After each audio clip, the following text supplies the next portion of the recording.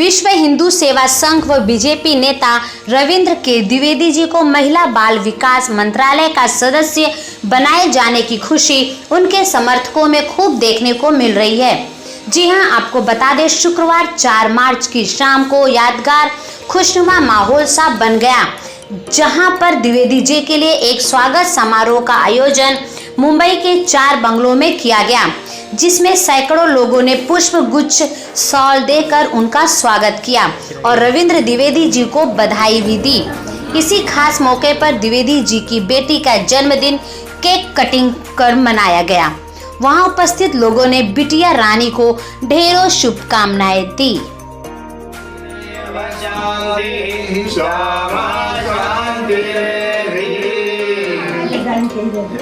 ये तो राज भी लगते वक्त करते थे।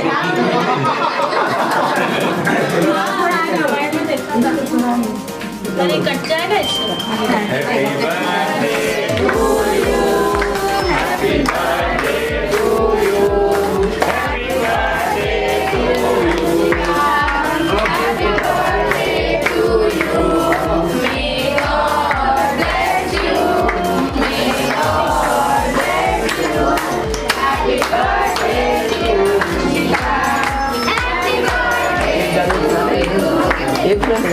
एक साथ जाओ सब लोग। बारे बारे दिले आए, बारे बारे दिले आए, तुम जियो हरा दोस्त, ये मेरी है आयु। Happy birthday to you Anshika, happy birthday to you Anshika, happy birthday to you.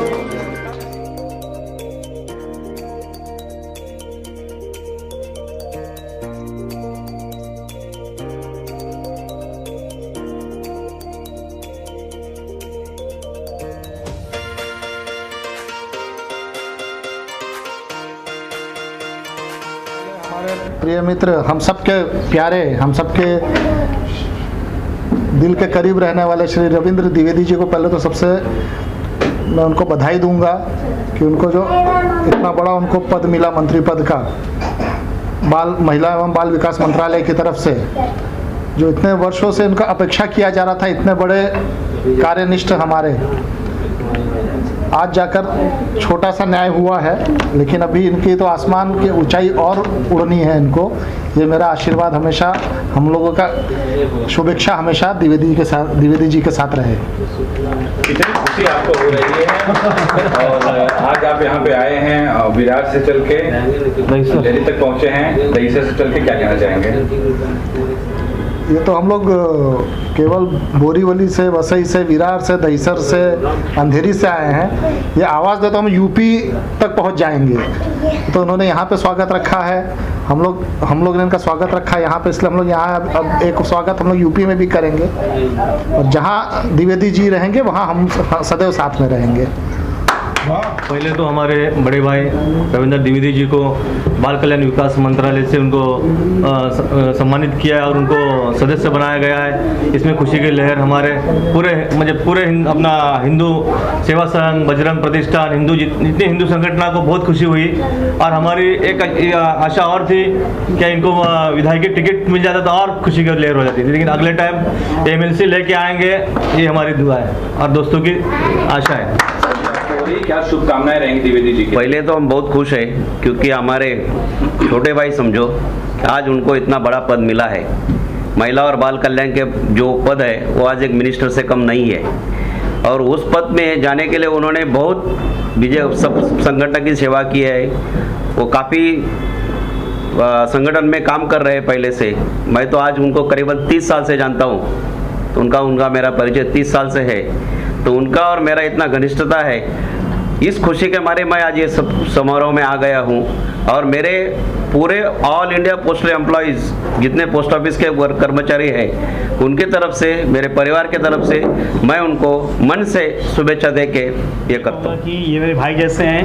ये कुछ दिनों पहले ही इन लोग की फैमिली हमारे सोसाइटी में आई और उससे हमारा इनका संपर्क हुआ और उसके बाद इनकी कार्यशैली के बारे में हमें धीरे धीरे करके पता चला। आज उन्होंने इतनी बड़ी पदवी हासिल की है कि मुझे बहुत अभिमान है कि आज ये हमारे साथ है, हमारे बीच है। एज अ मैं भी एडवोकेट हूँ, ये भी एडवोकेट हैं और मैं चाहता हूँ कि इनकी न्याय प्रणाली जो देखने का दृष्टिकोण है, इसका 100% कहीं ना कहीं इनके जो पद है उसमें 100% उसका सहकार्य होगा। और मैं अपनी तरफ से, मैं और अपनी संस्था की तरफ से इनको ढेर सारी शुभकामनाएं, आशीर्वाद, blessings and everything for Dwivedi ji. ये जो जवाबदारी भारत सरकार ने मुझे दी है, मैं चाहूँगा कि उस जवाबदारी का मैं सही तरीके से पालन करूँ और उसको सही तरीके से निभाऊँ। हमारे देश में महिलाओं की जो उपेक्षा हो रही है, उस महिलाओं की तरक्की के लिए मैं किस तरीके से कार्य कर सकूं, मैं बच्चों के लिए किस तरीके से कार्य कर सकूं। बहुत सारे ऐसे केस होते हैं, उनके लिए मैं कैसे सहकार करूं कि हमारे देश में ऐसी घटनाएं ना घटे जिससे हमें शर्मिंदगी उठानी पड़ती है। महिलाओं को सुरक्षा से लेकर के, उनके रोजगार से लेकर के, उनके जो हमारे वृद्ध महिलाएं हैं उनके लिए मैं क्या कार्य कर सकूं, ये सारी जवाबदारी का मैंने खाका तैयार किया है। और जो मुझे 3 साल की जवाबदारी दी गई है, उन 3 सालों में मैं जितना अधिक से अधिक हो सकता है पूरे देश में महिलाओं के लिए, बच्चों के लिए कार्य करूंगा। सर, जहां ट्रिपल तलाक खत्म किया गया, महिलाओं में काफ़ी खुशी इस बात की है, वहीं कहीं न कहीं शोषण हो रहा है अब भी लोगों का, तो कैसे उसे रोक पाएंगे आप और उसके लिए क्या तैयारियां रहेंगी? देखिए, देश की आबादी 135 करोड़ की है और इतने बड़े देश की इतनी बड़ी आबादी को तो मैं नहीं गारंटी से कह सकता हूं कि मैं सारी जवाबदारी एक साथ में निभा करके सारी चीज़ें ख़त्म कर दूंगा, मगर मेरी कोशिश रहेगी कि पूरे देश में ऐसी कोई भी घटना ना घटित हो जिससे हमारा देश कलंकित हो, हमारा समाज कलंकित हो। मैं लोगों के पास जा कर के लोगों को समझाऊंगा कि हमें किस तरीके से हमारे परिवार को, हमारे समाज को चलाना है और चला सकते हैं जिससे ऐसी दुर्घटनाएं ना हो। सर, ये जो जिम्मेदारी आपको मिली है, ये मुंबई स्तर पे है, महाराष्ट्र स्तर पे है या पूरे देश स्तर पे? नहीं, मैं भारत सरकार के द्वारा नियुक्त किया गया हूं और इसलिए सारी जवाबदारी जो है मेरी, ये पूरे देश की है। एक चीज़ और आपसे पूछना चाहूँगा, चुनाव में आपको पूर्वी उत्तर प्रदेश में, पश्चिमी उत्तर प्रदेश में खूब लोगों के बीच वोट मांगते हुए देखा गया, तो किस पार्टी के पक्ष में आप वोट मांग रहे थे? चूंकि आपकी संस्था जो है, आपका संगठन जो है, लाखों कार्यकर्ता हैं संगठन के उत्तर प्रदेश में, तो किसकी तरफ आपका रुझान था और किन शर्तों पे आपने किसी पार्टी को अपना मत दिया या समर्थन दिया? देखिए, मैं एक भाजपा का एक सिपाही हूँ, इसलिए स्वाभाविक है मैंने भाजपा के लिए कार्य किया है और भाजपा के लिए माननीय योगी आदित्यनाथ जी के लिए मैंने वोट मांगे लोगों से।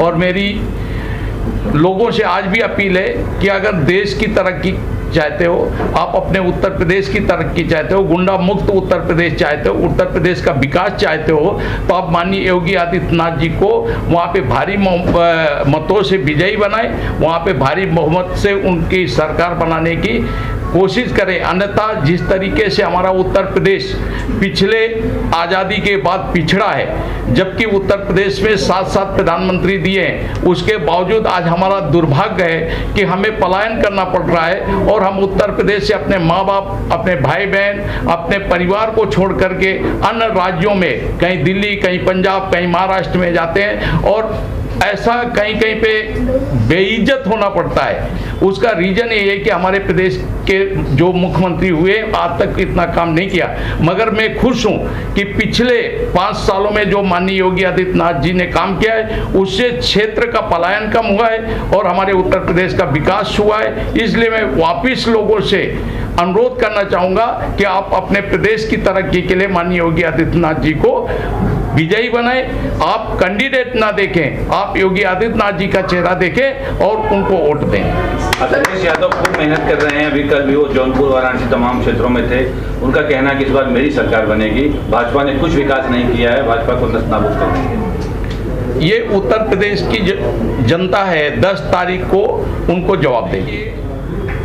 सबसे बाप को अगर खुशी होती है तो बेटी के ऊपर होती है और बेटी को अभिमान होता है तो बाप के ऊपर होता है। तो मुझे इतनी खुशी है कि आज मुझे जो ये कार्यक्रम हो रहा है और आज इसी खुशी में मेरी सबसे बड़ी खुशी है कि मेरी बच्ची का आज जन्मदिन है। तो आज मुझे एक नहीं 2 खुशियां हैं। जिस तरीके से हम चाहते हैं कि डबल डेकर की सरकार बने, उसी तरीके से डबल डेकर की खुशी मुझे प्राप्त हुई है।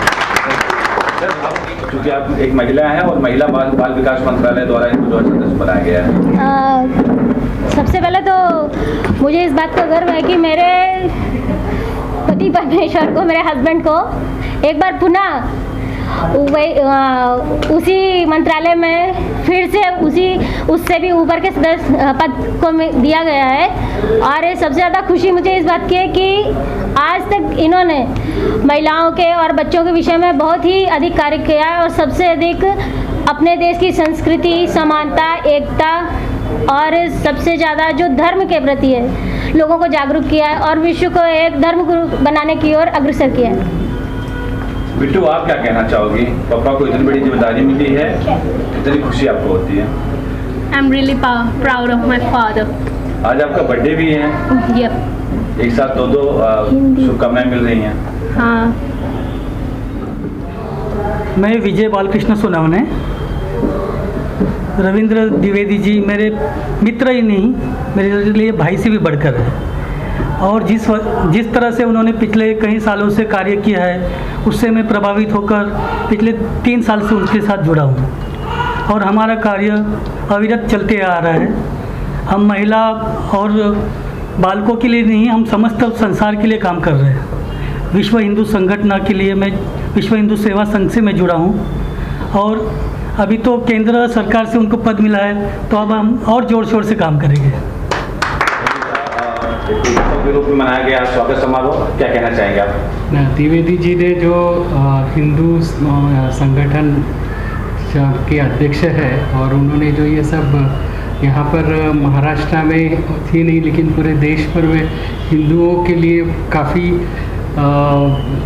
He has done lot of work और एक उत्तेजना उनसे मिली है सारे भारतवर्ष को। और उन्होंने जो कार्य किया है महिला और बाल विकास के लिए, उसके लिए उनको जो अभी मेंबर ऑफ बाल विकास और महिला का पद दिया है वो पद की गरिमा वो बहुत अच्छे से निभाएंगे और वो उसके लिए जो भी काम है वो करेंगे और हम उनके साथ में हैं ये काम के लिए। और जो भी उनके ऊपर विश्वास रखा गया है ताकि आपको पता होगा ये जो पद है it is equivalent to a minister, तो हिसाब से हमारे रवि भाई को तो ही इज़ डिज़र्विंग फॉर इट और इसके लिए हमको बहुत खुशी हो रही है। और ऐसे ही हम चाहते कि और उनकी प्रगति हो और हम तो रवि भाई को पार्लियामेंट में देखना चाहते कि फिर वो हिंदुओं का जो भी है हमारा जो हमको already being a Hindu country हमको वो लोगों को शर्म आती है, तो उस हिसाब से जो आपने रविंद्र भाई के स्पीच भी सुने होंगे वो हिसाब से हमको जैसे बाला साहब ठाकरे ने कहा था गर्व से कहो हम हिंदू हैं, तो उनके जो उनका जो बैनर था उसको ये न्याय देंगे और हम एक ऐसी व्यवस्था यहाँ बनाएंगे। तो जाके आज आप देख रहे हो कि पाकिस्तान की पार्लियामेंट में भी मोदी जी और भाजपा और हिंदुओं के नारे लग रहे हैं, तो ये भी बहुत बड़ी जीत है हमारे लिए। और आज मेरे भाई इस पद पर आए, ये तो बस शुरुआत है, अब आगे देखो हम उनको प्रॉपरली पार्लियामेंट के सदस्य और कैबिनेट बनते हुए देखने वाले हैं। सर एक सवाल आपसे, और आप चूंकि पूर्व न्यायाधीश रह चुके हैं, आज जो व्यवस्था न्यायपालिका की है बहुत लंबे मुकदमे लंबित हो जाते हैं, 20-20, 30-30 साल फैसले नहीं होते हैं, तो उसके लिए आप क्या कहना चाहेंगे? नहीं, न्यायपालिका व्यवस्था मैं आपको कहूँ भारतवर्ष में जो न्यायपालिका व्यवस्था है वो सबसे अच्छी न्यायपालिका व्यवस्था है। कहीं भी आपको इस तरह की न्यायपालिका व्यवस्था मिलेगी। हमारा एक ही हमारी जो कमी है वो है इंफ्रास्ट्रक्चर, क्योंकि सरकार इंफ्रास्ट्रक्चर दे नहीं पा रही। अभी अगर आप देखो कि कोई भी कोर्ट आप देश में जाओगे तो एक कोर्ट 1 लाख के 1 लाख जो लोग होते हैं उनके लिए एक कोर्ट बनाए, यहाँ पर 25-30 लाख के लिए एक कोर्ट है। तो इसलिए और यहाँ पर काफ़ी मुकदमे जो होते हैं वो मुकदमे ऐसे फाइल किए जाते हैं सिर्फ नाम के लिए। और आप बोल रहे हैं जो बर्डन, आपने बहुत अच्छा सवाल किया मुझे कि क्या होता है हमारे यहाँ जो केसेस होते हैं खास करके क्रिमिनल केसेस होते हैं उसमें क्या हो जाता है, एक बार वो जो आरोपी है उसको जमानत मिल जाती है वो कोर्ट में वापस आता नहीं है। और उसको लाने का भी दायित्व सिर्फ पुलिस पर है। इसके लिए हमारे पास एक ऐसी, अगर जैसे आप इंटरनेशनली देखोगे तो हर जज के जुडिशरी के पास अपनी पुलिस होती है, जुडिशल पुलिस, जो जुडिशल पुलिस वारंट बजाना या वहाँ जाके पंचनामा की तरफ देखना, from the day of incidence वो लगे होते हैं। तो उसकी वजह से अगर आप स्कैन करोगे कि आज जो नॉट हर्ड मैटर है जिसमें आरोपी मिल नहीं रहे, क्योंकि वही पुलिस ऑफिसर है, वही पुलिस स्टेशन है, आप देखो पुलिस स्टेशन इज ओवरबर्डन, तो लोगों को पकड़ के ही नहीं आएंगे तो कैसे चलेगा। आप अगर कोर्ट में जाओगे तो कोर्ट में केसेस बहुत कम चलते हैं, सिर्फ कोर्ट में मुकदमे ज़्यादा दिखते हैं आपको। द्विवेदी जी, आप किन शब्दों में आभार व्यक्त करना चाहेंगे किशोर गायकवाड़ सर का, चूँकि आप पूर्व न्यायाधीश रह चुके हैं, आपके संस्था के सलाहकार भी हैं, क्या कहना चाहेंगे? मैंने जब ये संस्था चालू की थी तो सबसे बड़ा योगदान मेरे बड़े भाई किशोर गायकवाड़ जी का था। उन्हीं के सलाह मशविरा से अभी तक मैं चल रहा हूँ और उन्हीं के आशीर्वाद से या उन्हीं के एक प्यार से आज मैं यहाँ तक पहुँचा हूँ। उन्होंने हमेशा मुझे अपने छोटे भाई के जैसा पीछे रह करके, खड़े हो करके मदद की है। किसी भी मामले में वो पीछे नहीं हटे और इतनी व्यस्तता होने के बावजूद कभी भी मैंने फ़ोन किया तो मेरे फ़ोन को भी कभी उन्होंने काटा नहीं है और मुझे तुरंत जवाब दिया है। वो सबसे बड़ी मुझे खुशी और मेरा भाग्य है कि ऐसा मित्र जब मिलता है तभी आदमी की तरक्की होती है। बड़ी बड़ी तस्वीरें गायकवाड़ सर की यूपी, बिहार, मध्य प्रदेश में बयां करती हैं, नजर आते हैं वहाँ भी आपके संगठन में। देखो, जब वो हम अगर हनुमान हैं तो राम की तस्वीर हर जगह नजर आएगी। बढ़िया।